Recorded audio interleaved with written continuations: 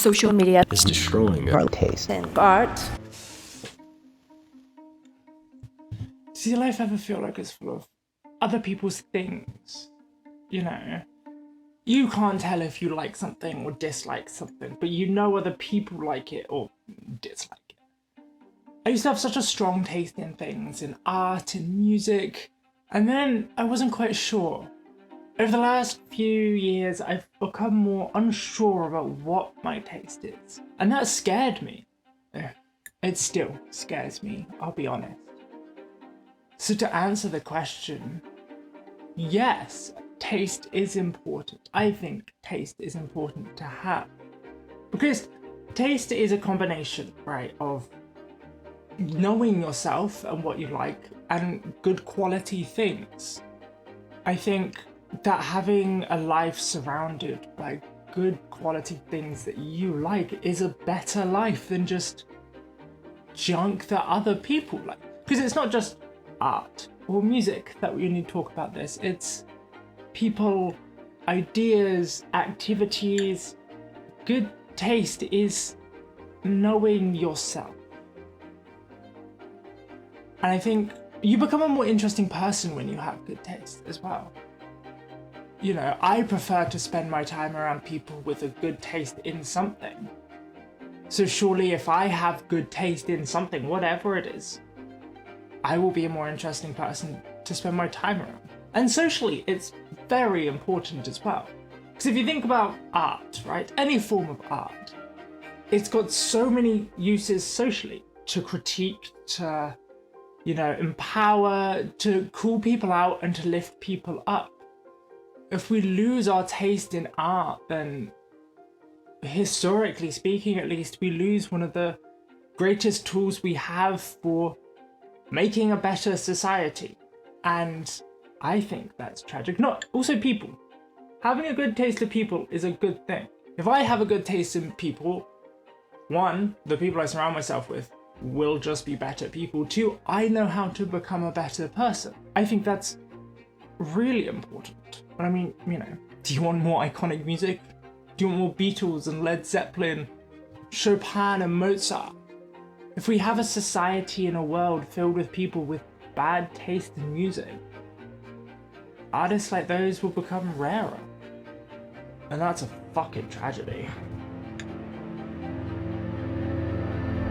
It's really hard to describe taste.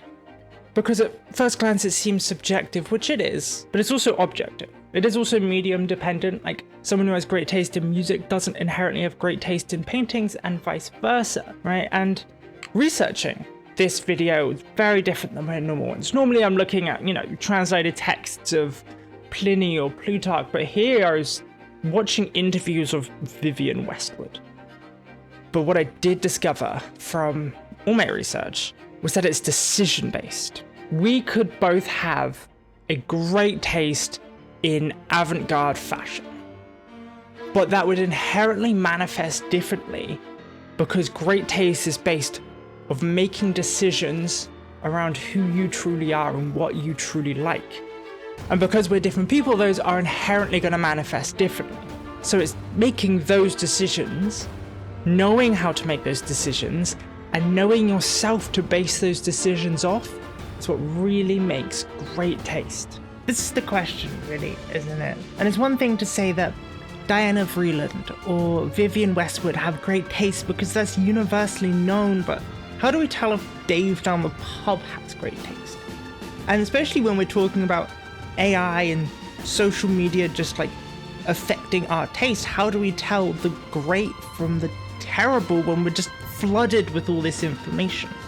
Well, Notes on Taste said it's instinctive, but that's really unhelpful.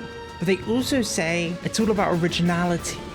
If taste is making decisions based off who you really are and what you really like, it's inherently gonna be original. It's inherently gonna like show who you are through this medium.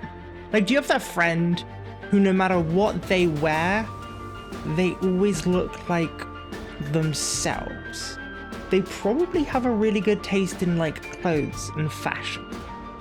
And interestingly enough, all of the things that I saw and read when people were talking about their own sense of taste when they say they had a good sense of taste, they said they developed it naturally. But every time I saw someone doing a video essay or a blog and studying other people's great sense of taste, they remark on a moment where they intentionally developed it. And I think that's because of how we talk about it. We talk about it in binaries, in like either you have it or you don't, it's good or it's bad, but realistically it's more like a skill. It's something you develop over time. It's like playing football. Like, you're not either just shit at football or amazing at football.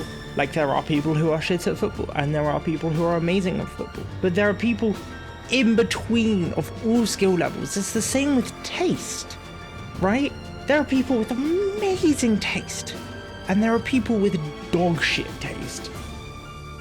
But there's also everybody else in between that. What is really fascinating is this study, right? Where they studied someone's brain as they were looking at thousands of pieces of art. And what we do is we break it down instantaneously into all of the different things in our brain, like different bits, and then analyze the bits. It's the same way our brains process food. Everything I've read, like Brie Wolfson's notes on taste, for example, which is incredible and you should go read it. They say taste is a permanent thing, but if taste is a permanent thing, why do I feel like I'm losing mine? Like, I'm an artist, a visual artist specifically, and I have been my entire life. And although I've never tried to actively develop my taste, I've experienced lots of art in multiple mediums and created it. Like, I used to think it was pretty good. Probably not phenomenal and amazing, but pretty good. But I'm really starting to question that. I think that it's more like a muscle than a permanent state. I think that you have to use it for it to get better, because otherwise why would mine be getting worse? I just think that once you're in that mode, that way of thinking, then it becomes almost instinctual. That, and in the past we've been force-fed less garbage, right? Less garbage e-media, less garbage art. We could really take our time and discern whether we like something or not. Whereas now with things like algorithms, AI, retention editing bullshit, we're just force-fed, like, colorful trash that's speed running its way to our dopamine receptors. I hate it. I hate it so much, and I think it's like we are being force-fed so much trash that previously what we would see as mediocre is now becoming good in comparison. And that's taking up more of the space within what we think is good art, right? The great is becoming almost non-existent, the good is becoming great, and the mediocre is becoming good, and then the trash fills the rest. And I think algorithms have a massive part to play in this as well. Day lists, your For You pages, your shorts feeds, your reel feed, like, sure, when we first start using this, it shows us so many different things, but it's just to, like, figure out what we're into and then to trap us in that kind of safe, comfortable place. Like, don't get me wrong, I love pretty much all the music that is on my day list consistently, even though it's like a variety of genres. But it's all the same. Like, every time they have whatever adjective they're using for the folk music they put on, it's all the same type of music. Like, I'm not experiencing anything new. I think that's the problem. In order to have great taste, we have to experience lots of things. And algorithms, great as they are, there's nothing wrong with comfort, there's nothing wrong with listening to things you like, but algorithms are stopping us from experiencing things. They're stopping us from expanding our taste. That's the problem. Yes. Historically, taste is something that has been used to separate the higher elites in society from the rest of us, but I don't think that's what true taste is. Because if you think about it, like, that is just all, you have to like certain things. You have to like what high society has deemed the best paintings, the best shows, the best music, whatever. All this, like, high culture bullshit. But that's just, like, external pressure to like something that is a trend. Sure, maybe a long-lasting one, but a trend nonetheless. And when with developing our taste, we should try and stay away from trends, not because we can't find something we love within a trend, but because it's so hard to tell whether we like something because it's popular or whether we like something because we like it. But true taste, it's internal, right? When we see someone with good taste, all we're seeing is like the external manifestation of their own decision making. What people see as someone with good taste is just a side effect of actually having good taste, because all of the taste making happens in here.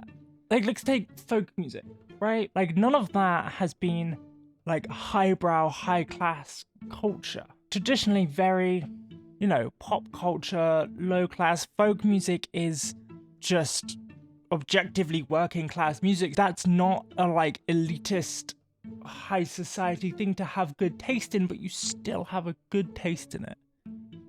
You can't spend more money to have a better taste in folk music. In anything, it has the opposite effect. Right, down to the actually useful shit. The everyday thing. How do we develop our taste? And a lot of people say this will just happen over time, it will happen naturally. Which it can, especially the more you experience in that medium you want to develop taste in. If you want good taste in music, the more good music you listen to, the better your taste will become. That will just happen. So if that's all you want to do to develop your taste, you'll probably still get better taste than most.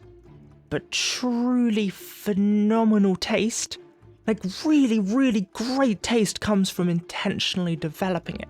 And from all of my research, there are two things we need to do that.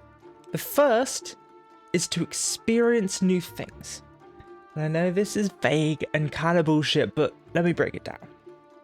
It doesn't have to be like this big, life-changing event. What we need is data. Having good taste is being picky about what you like and what you don't like.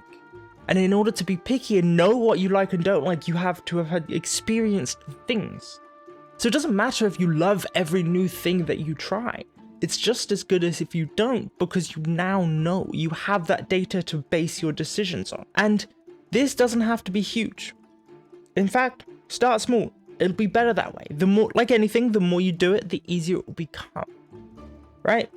Tomorrow, on your way to work, instead of listening to your day list or your Discover Weekly, pick a genre you've never heard of or never listened to before and listen to that. Or go to the library, pick out a book, genre you've never read, and read that. If you hate it within 10 pages, take it back. It's a library book. It's free. But then you can grow this. Spend your entire time indoors gaming, go for a hike, join a gym. If you spend your entire time outdoor hiking and going to the gym, play a video game, learn to code, or take a pottery class. See new things, try new things, meet new people as much as you can. Discover what you truly like and dislike. The second thing is to understand ourselves and why we make the decisions we do, why we like the things we do. For example, there are two ways to do this that I have found that I like. The first one is journaling, and specifically around the mediums we want to develop taste in. If you want a great sense of taste in paintings, right? Journal about the paintings you're seeing. It'll help you filter out and sort out your thoughts, what you really feel about them. And that's just sitting down and writing out your thoughts. It's super simple, no structure, just free form. You go to an art gallery, write down what you thought about your paintings in the art gallery. The favorite ones, the least favorite ones, just write it down. See how you felt. Let the page sort out your thoughts for you.